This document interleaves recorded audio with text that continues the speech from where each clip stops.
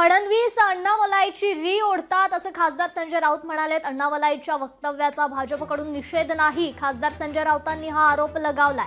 तर मुंबई महाराष्ट्राचीच यावर दुमत नाही असं आशिष शेलारांनी मात्र स्पष्ट केलं।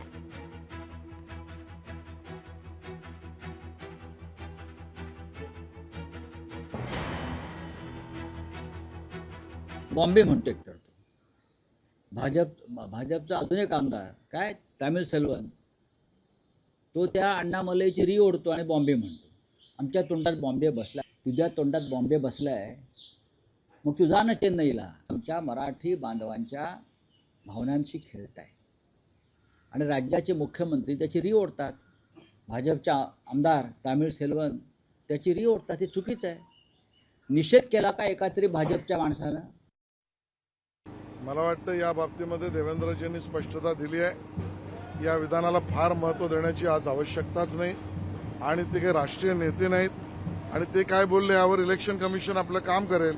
मुंबई मराठी माणसाचीच, मुंबई महाराष्ट्राची याबद्दल दुमत असण्याचं कारण नाही।